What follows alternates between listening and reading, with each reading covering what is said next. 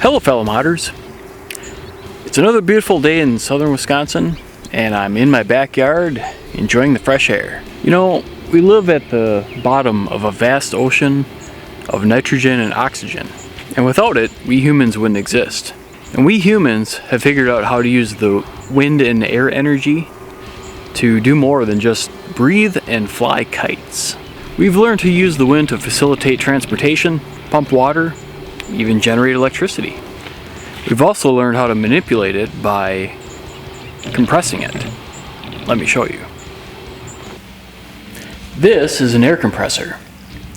It uses an electric motor that drives a mechanical pump. I think in this case it's a piston.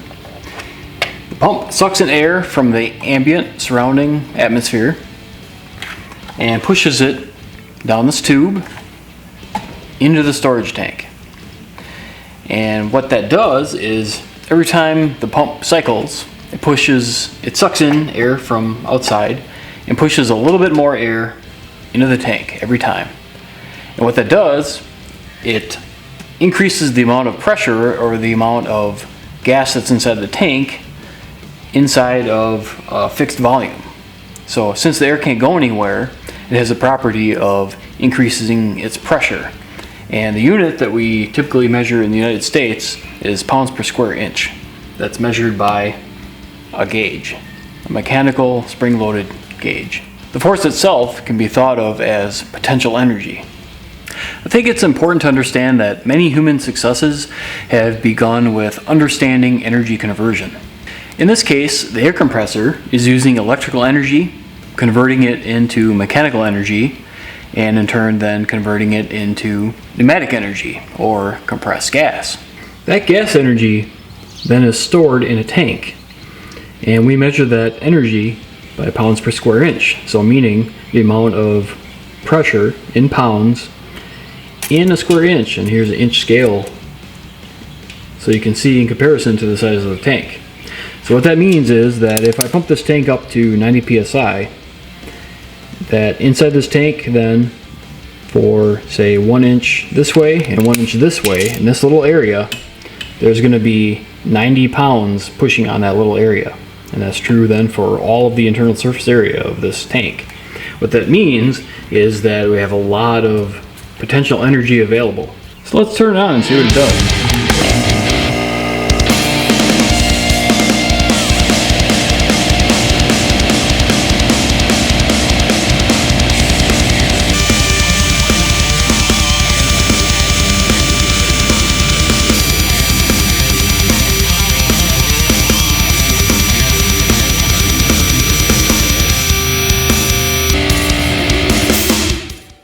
Okay, I pumped this thing up to 100 psi, which took a long time because it's a big tank and a small compressor.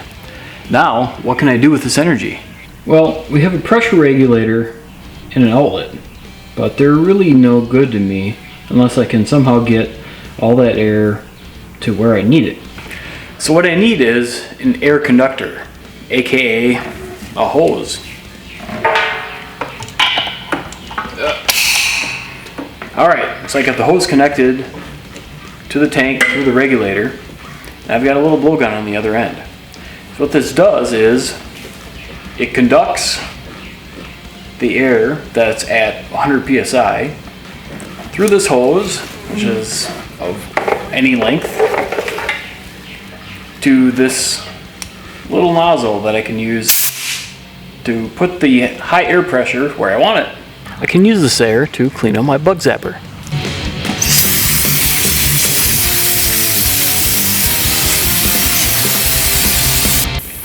I can also use it to add air to my tires.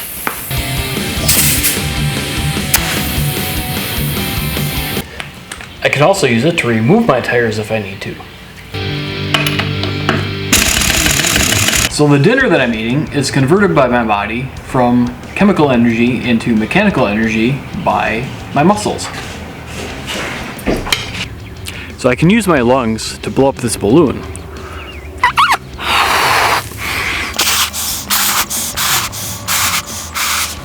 Which is good for fun, but not useful for any real work.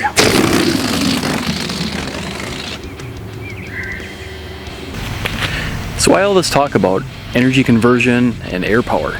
I mean, you're here to learn about electricity. I believe air power is a little more intuitive to understand initially. And once you see the relationship between energy conversion and how it relates to air power and then also electrical power, you'll also understand electricity. Mosquitoes. So in this case, I have the main tank pumped up to 150 psi.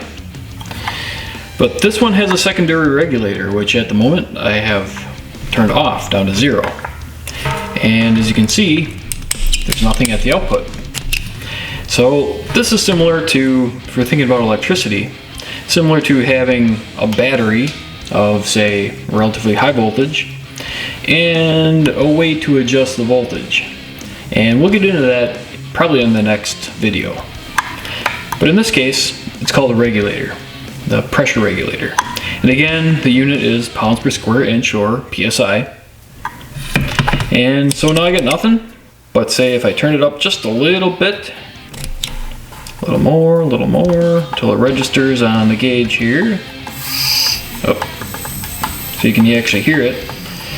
So now the lowest setting on this pressure regulator is 40 psi. So, yep, now we can do some work. I can vary it further by increasing it up to, see, I think that's 60, so there it is. As you can hear, it seems like the flow, the amount of air I get out of it, because of the pressure's higher, I get more flow out of it too. So let's go up to 80 psi, even more, 100 psi, that's a lot. This gauge, we can keep going. There we go, 120, 130, 140 psi. That's a lot of flow.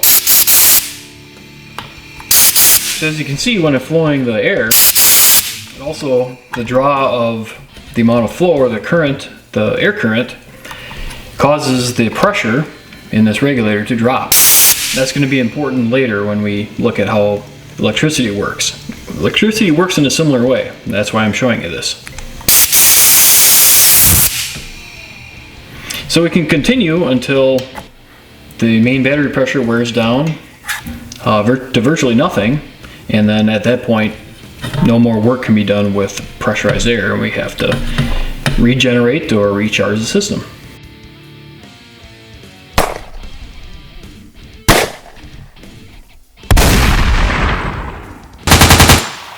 Everybody knows what these are, right? Well, technically, no, they're not batteries.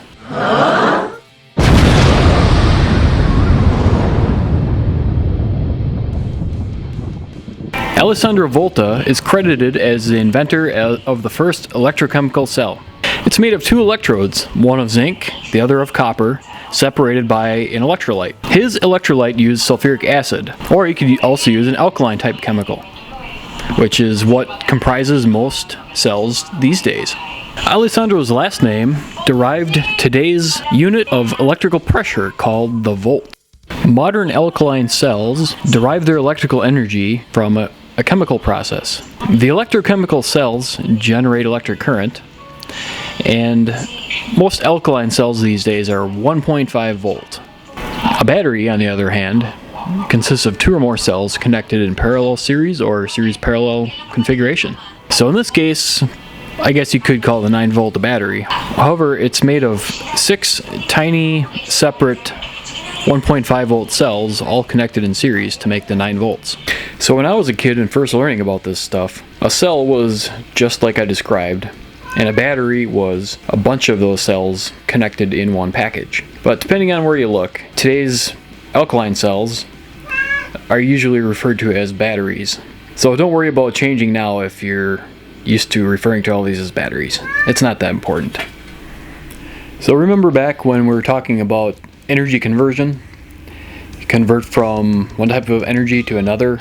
So in the case of compressor, from essentially electrical to mechanical to air pressure. And in this case, we convert the chemical to electrical, and the electrical then we can convert into another type of energy, like mechanical. So you can think of the chemical voltaic cells sort of like mini air compressors, and the batteries are like storage tanks for electricity, similar to air as we discussed earlier.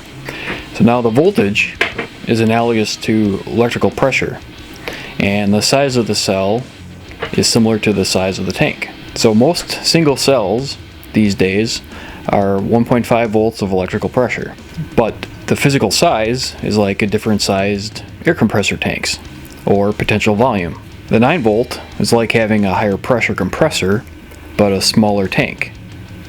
More push, but it has less potential flow overall.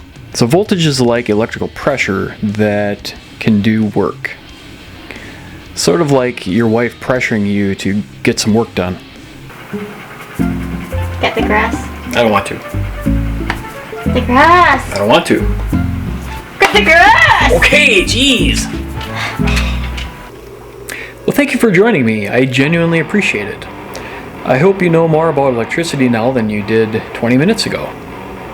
Next time on Unique Amps, we'll talk more about voltage and current, but also learn about conductors, resistors, and I'll also show you a couple things about using a digital multimeter and an oscilloscope. So until then, stay safe and happy modding.